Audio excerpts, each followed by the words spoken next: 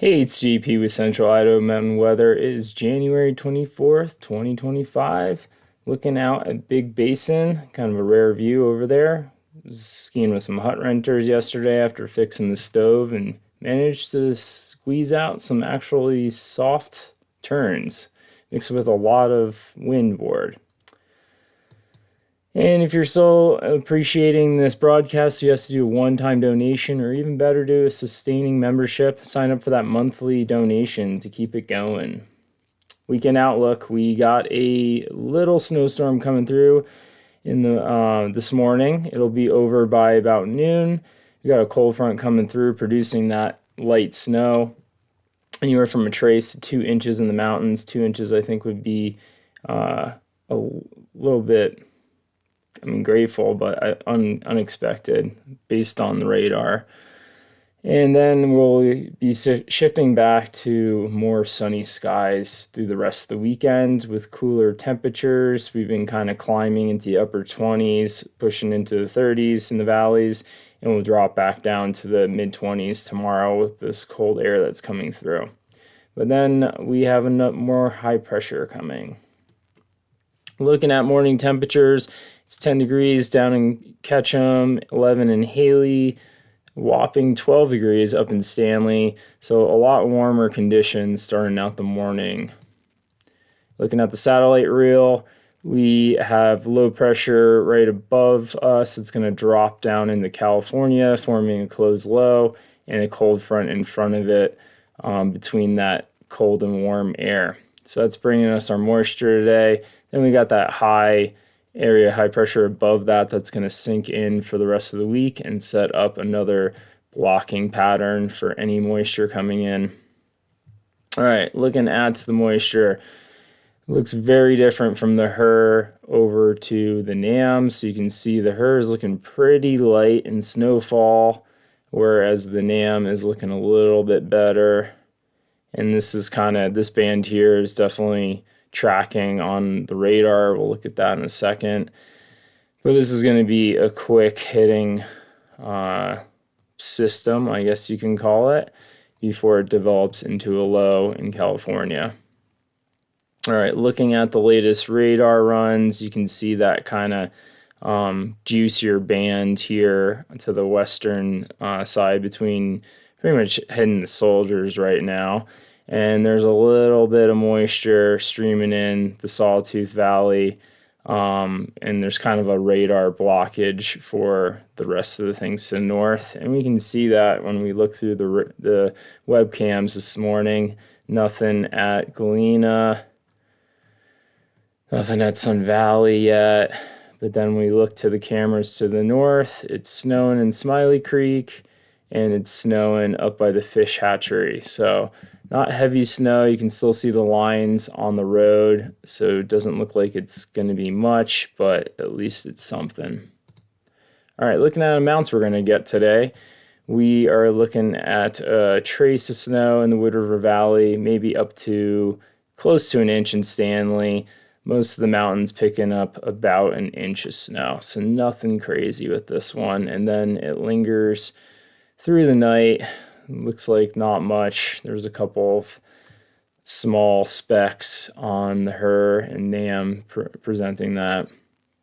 So less than an inch for Sun Valley, surrounding mountains, 1 to 2 inches of snow.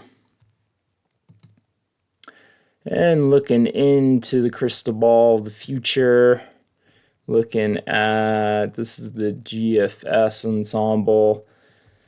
You can see that low develop over California here on Saturday, and then that kind of puts us in this weird northeast flow. We don't typically get that. And then that low will push down into the Four Corners, and we'll get this area of high pressure behind it. So more high pressure as the jet kind of splits into this closed low to the south, and the main jet stream to the north puts us in slightly warmer conditions and dry air. Now leading into the weekend, the GFS isn't looking as juicy, but we shift to a more zonal flow, which is not great, but it's better than what we've been getting. It means that we'll be tapping in some of the moisture in the Pacific, and that'll be good for bringing us some snowfall. And that kind of looks to dwindle through next weekend, and then keep playing this. Not exactly much. I know it's looking into the future forecast quite a bit, but the euro is pretty close to that too. The low develops in California, puts us into this northeast flow for Saturday, and then that thing drops down, putting us into high pressure ridging until the weekend, next weekend. And you can see it's a little bit juicier on the euro than the GFS. So hopefully those models become in a better alignment over the next few days. And if we look at the NAM, that storm comes in Friday night, and you can start to see it really start producing some moisture. This is looking at the QPFs, how much liquid we would get out of the storm to the last of the model runs. Looking anywhere from, the valleys are not going to be seeing much out of this, 1/10 of an inch. But as we move into the mountains, and this will be favoring the western mountains, we're pushing up to 3/4 of an inch of water, which is way more than we've seen in the last 3 weeks. And then just looking again at the NAM forecast, you can see that pattern change to that westerly zonal flow. And this is looking at tightest peak by the end of the weekend. It is projecting we could see anywhere up to 11 inches, 0.6 inches of water. So it's pretty light density snow there. Bench not looking as healthy as that for snowfall, but that's mostly because of the elevation game.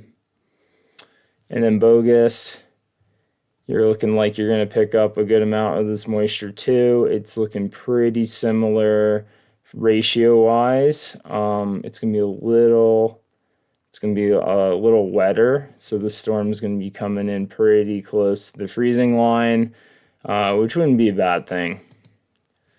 All right, and yeah, lastly, looking at the forecast that's already been popped out by Ethan this morning at 5:29. It might be a new record.